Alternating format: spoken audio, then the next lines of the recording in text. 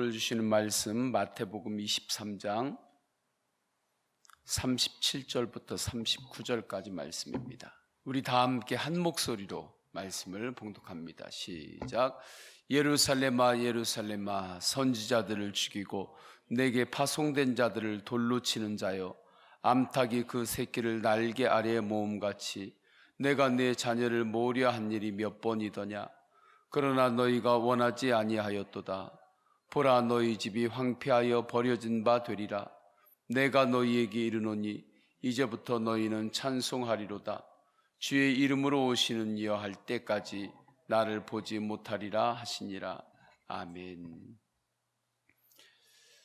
요즘 여러 가지 어려운 문제들이 생기는 이유가 있습니다. 사람과의 관계에서 일어납니다. 스스로 마음 가운데 고립감과 외로움, 여러 가지 힘겨움을 호소하기도 합니다. 여러 가지 이유가 있겠죠. 그러나 그 중에 하나가 이 땅에 눈물이 사라지기 때문입니다. 특별히 긍휼의 눈물, 사랑의 눈물, 희생의 눈물이 사라지고 있어요. 심지어는 부모님들도 자식을 위하여 예전처럼 울지 않습니다. 아이를 키울 때 무슨 교육 방법 검색을 얼마나 많이 하는지 모릅니다.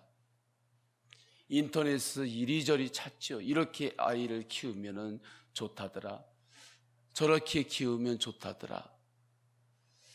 그런데 그렇게 좋은 방법들을 찾아가지만 이 아이를 붙들고 희생의 눈물을 흘리면서, 긍휼의 눈물을 흘리면서 키우는 어머니들은 점점 줄어듭니다. 선생님들도 제자를 붙들고 울어주는 분들이 점점 없어지는 거죠. 친구들 간에도 친구의 어려움이 있을 때 그 어려움을 나의 어려움처럼 알고 눈물을 흘리는 그러한 친구들이 점점 없어져요. 반대로 연기의 눈물들은 많아집니다. 눈물을 연기하는 거예요. 드라마나 영화를 볼 때가 있습니다. 그때 배우들이 우는 장면을 보면 어찌 그렇게 진짜처럼 눈물을 흘리는지 모릅니다. 요즘은 우리 실제 삶을 살아갈 때는 점점 눈물을 보지 못해요. 그런데 오히려 드라마나 영화 그런 데에서는 정말 깊이 있는 눈물이 흐르는 것 같습니다. 그 장면을 볼 때 어떻게 저렇게 눈물을 흘리나. 그 장면을 찍기 전에 눈에다가 안약을 이렇게 넣어놓고 그 다음에 이 감독이 시작하면 그때 이제 껌뻑껌뻑 그러면서 그 눈물을 흘리면서 찍나 그렇게 생각을 했어요. 그런데 그렇지 않습니다. 실제로 그 감정을 끌어올려서 눈물을 흘리는 거예요. 어느 한 코너에서 보았습니다. 연기자에게 눈물을 흘리는 장면을 요청을 한 거예요, 사회자가. 그러니까 고개를 이렇게 한쪽으로 했다가 돌리면서 나오는데 정말 눈물을 주르르 흘리는 거예요. 그리고 순식간에 그 장면이 지나가요? 컷이 지나가요? 그러면 언제 울었냐는 듯이 그냥 또 완전히 바뀝니다. 그 눈물은 연기를 한 거예요. 이렇게 연기하는 눈물이 진짜의 눈물같이 곳곳에 많아지는 시대입니다. 이러한 눈물에는 능력이 없습니다. 그 드라마를 보는 사람을 잠시 눈물을 눈가에 촉촉하게 만들 수는 있을 수 있어요. 그러나 그 눈물에는 진정한 긍휼과 사랑의 눈물이 없기 때문에 영혼을 변화시키는 그러한 깊이 있는 터치가 없는 거죠. 긍휼과 사랑의 눈물의 능력이 있습니다. 하나님은 눈물에 일반 은총을 주셨어요. 그래서 우리가 실컷 한번 울고 나면 깨끗해지는 것 같죠? 실컷 울고 나면 속이 시원해지는 것 같아요. 왜요? 우리 눈물에 일반 은총을 허락하여 주셨기 때문입니다. 눈물에 담겨진 신비예요. 이 은혜도 주님의 은혜입니다. 그런데 눈물에 담긴 특별 은총이 있어요. 특별하게 하나님께서 역사하시고 특별하게 하나님께서 그 눈물을 받으시는 그 특별한 은혜의 눈물이 있는 거죠. 그 특별 은총이 담겨져 있는 눈물이 어떤 기도인가? 눈물의 기도입니다. 기도의 눈물이에요. 저는 어릴 적 기억이 생생합니다. 교회에 마루가 있었어요. 지하가 마루바닥이었습니다. 그곳이 기도실이었습니다.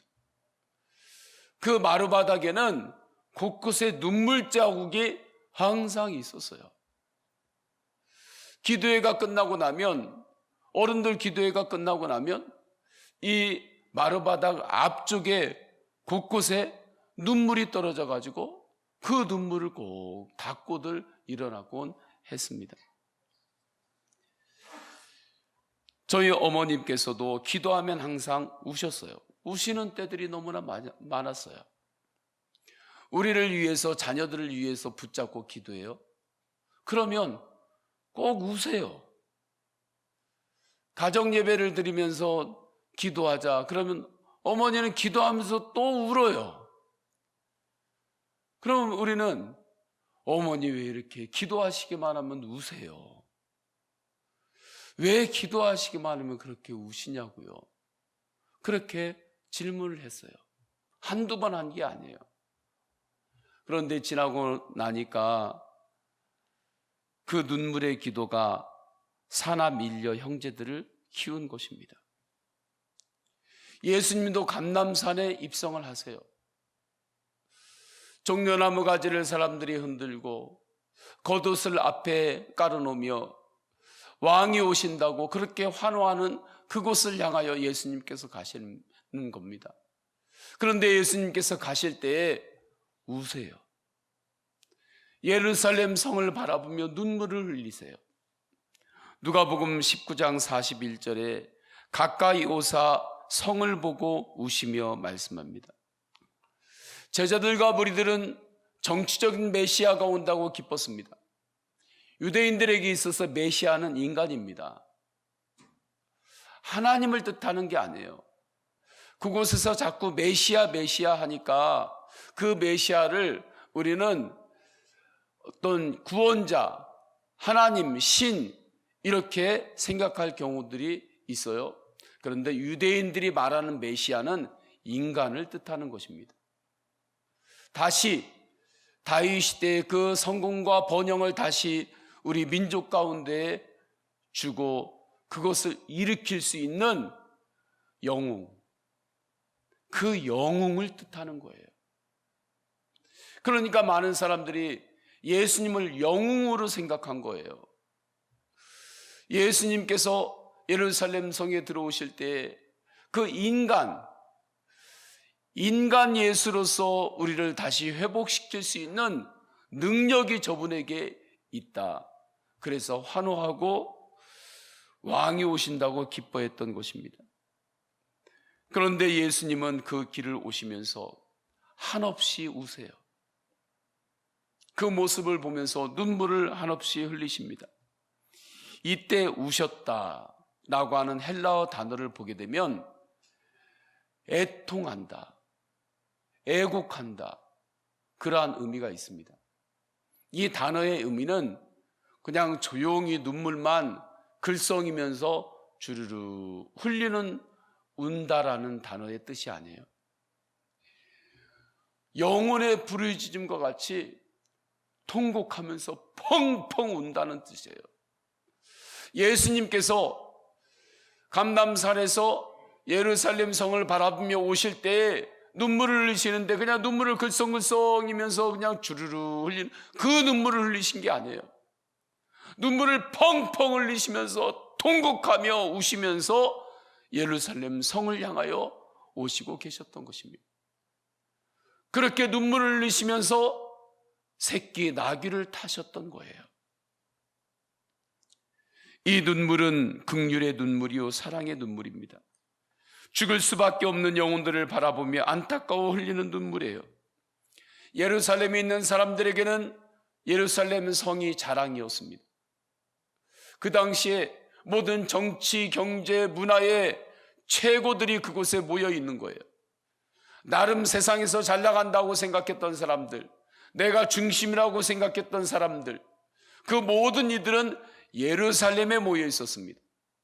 그리고 그 예루살렘에 들어가기 위하여 많은 사람들은 애썼습니다. 그래서 예루살렘은 유대인들에게 또 수많은 이들에게 자랑이었어요. 긍지였어요. 자부심이었어요. 유대인들의 정치 1번지였어요. 그런데 그 예루살렘이 무너질 것을 예수님은 본 것입니다.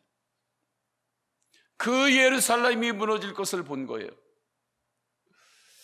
사람들의 여러 가지 탐욕과 욕심과 힘들로 쌓아 올렸던 바벨탑이 무너지는 것처럼 이 예루살렘 성이 무너질 것을 주님은 바라보시면서 그 감람산에서 예루살렘 도성을 향하여 오실 때 그렇게 예루살렘 도성을 보며 눈물을 흘리시는 거예요. 긍휼의 눈물인 것입니다. 눈물을 흘리시면서 이렇게 말씀하세요. 37절 38절 오늘 본문의 말씀입니다. 예루살렘아 예루살렘아 선지자들을 죽이고 내게 파송된 자들을 돌로 치는 자여 암탉이 그 새끼를 날개 아래에 모음같이 내가 네 자녀를 모으려 한 일이 몇 번이더냐. 그러나 너희가 원하지 아니하였도다. 보라 너희 집이 황폐하여 버려진 바 되리라.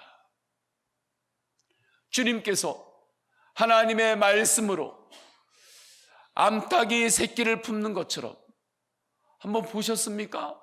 암탉이 새끼를 품는 것을 저는 직접 보았습니다. 정말 암탉이 새끼를 품을 때 위험하거나 어떤 일이 있을 때 암탉이 정말 날개를 이렇게 해요. 그러니까 그 병아리들이 자기 마음대로 왔다 갔다 하다가도 쪼르르 와가지고 그 어미닭 품 안에 안깁니다. 그럼 이렇게 감싸요. 보호한다는 거죠. 돌본다는 거죠. 하나님 품 안으로 들어가는 것을 상징하는 거죠.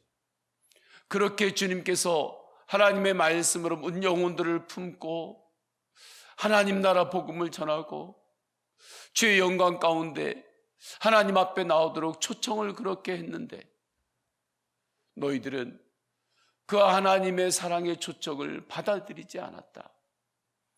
그리고 하나님 나라 복음을 전하기 위하여 미리 보냈던 선지자들이 있었는데 그 선지자들을 다 거절하고 때리고 핍박하지 않았느냐.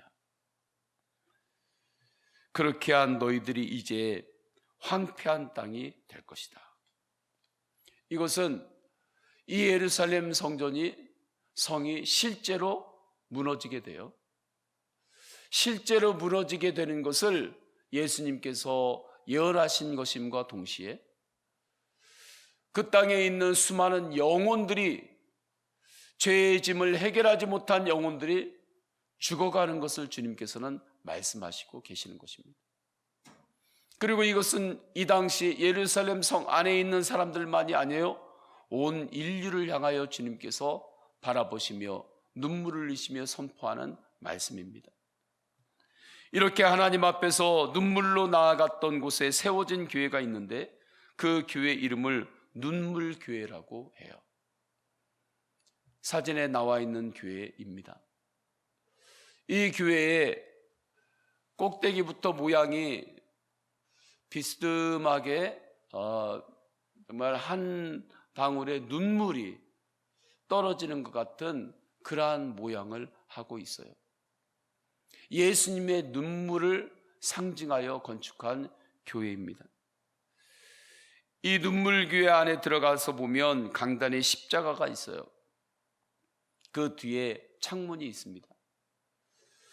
그 창문을 통하여 건너편에 보이는 곳이 예루살렘 도성이에요. 그리고 그 십자가를 통해서 뒤에 겹쳐지는 예루살렘 도성의 그 자리를 보게 되면 십자가 끝하고 어디하고 만나게 되냐면 골고다 언덕하고 만나게 됩니다. 예수 그리스도께서 십자가에서 대속의 은혜를 베풀어 주신 그 골고다 언덕하고 눈물교회의 그 십자가가 끝에 만나게 돼요. 예수님은 이 자리에서 예루살렘 도성을 바라보면서 하나님 앞에 눈물을 흘렸던 것입니다. 성부 하나님을 향한 성자 예수님의 눈물의 기도였던 거예요. 이 눈물의 기도가 처음에는 약한 것 같았습니다. 십자가에 끌려가는 예수님, 채찍질 당하시는 예수님, 조롱당하시는 예수님은 한없이 연약해 보였습니다. 그러나 끝내는 이 눈물의 기도가 승리한 것입니다. 이것이 골고다 십자가의 승리입니다. 예수님은 눈물로 기도하실 때 두 가지를 보았습니다. 죄로 가득한 예루살렘을 보았습니다. 죄짐에 눌려 죽어가는 영혼들을 보았습니다. 그러나 죄로 가득한 예루살렘만 보지 않으셨습니다. 그들의 죄만 바라보지 않았습니다.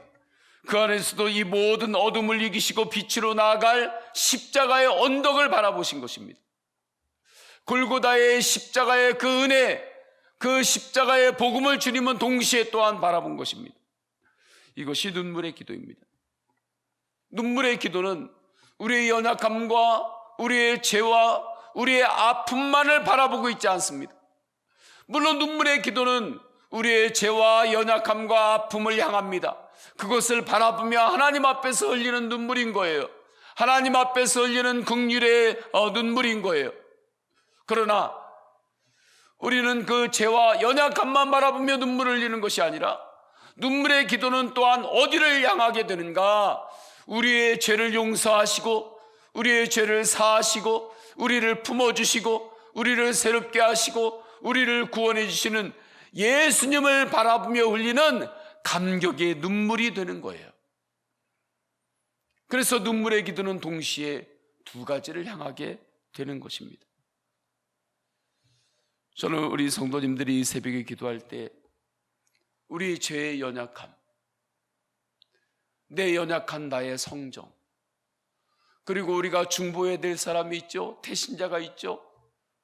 그 태신자와 중보해야 될 사람의 그 영혼의 강팍함, 안타까움, 그것을 붙들고 기도할 때 우리 안에 눈물의 기도가 있기를 원합니다.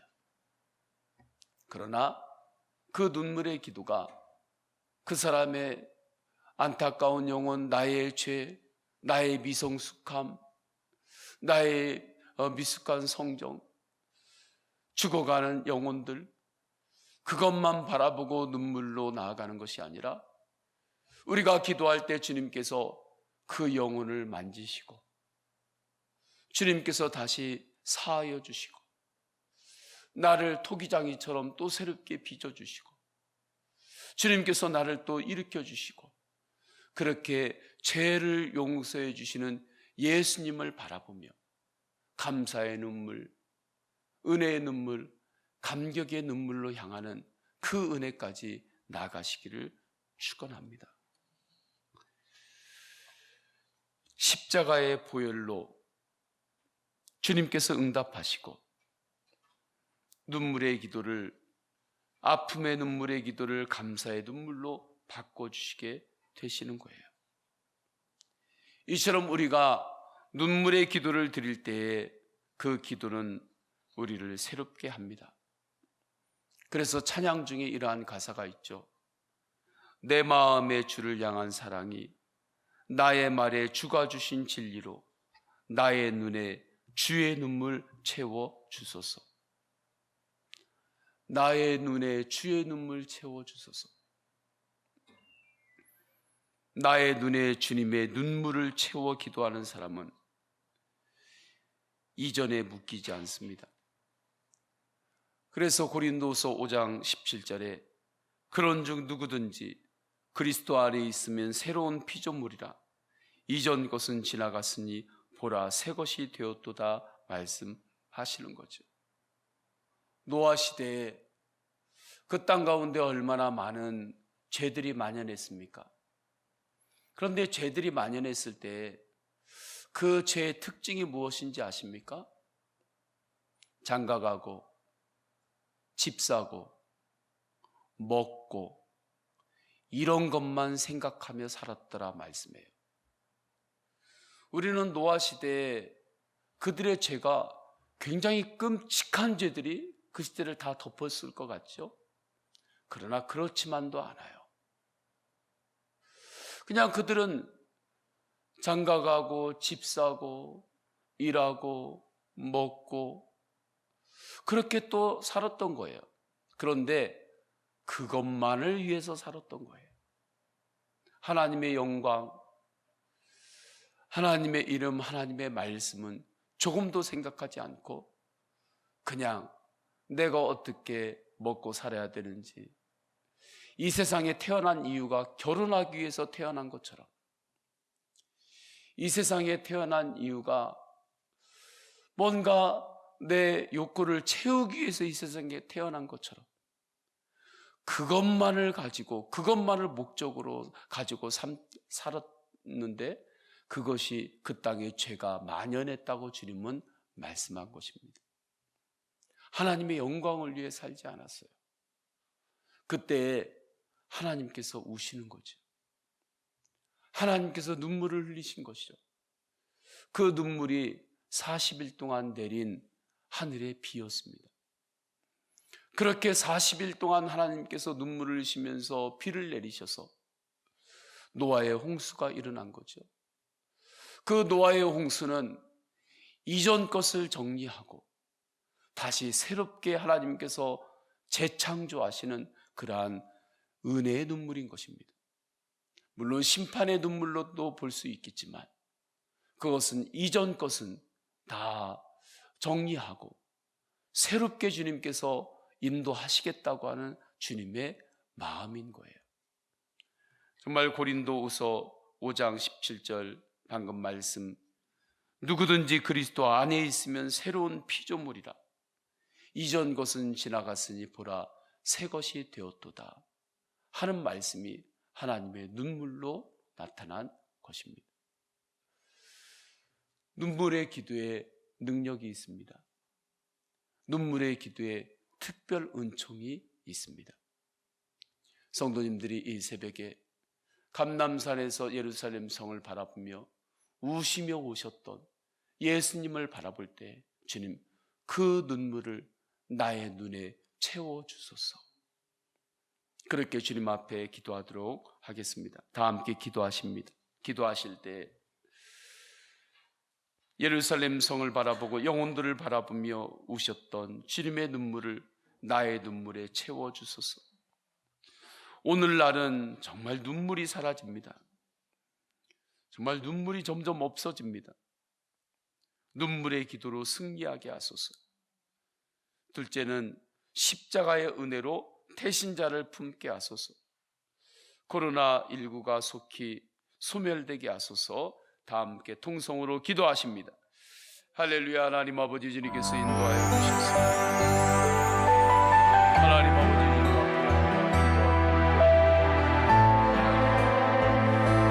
이 땅이 점점 눈물을 잃어가고 눈물이 사라지고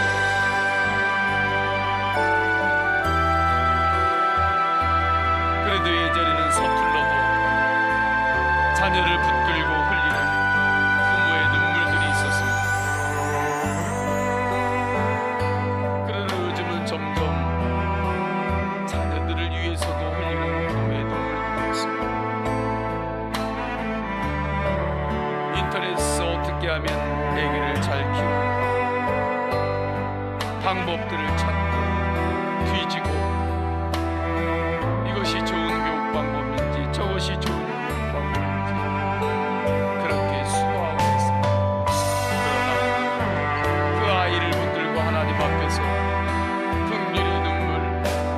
눈물을 흘리는 저의 결정은 제자를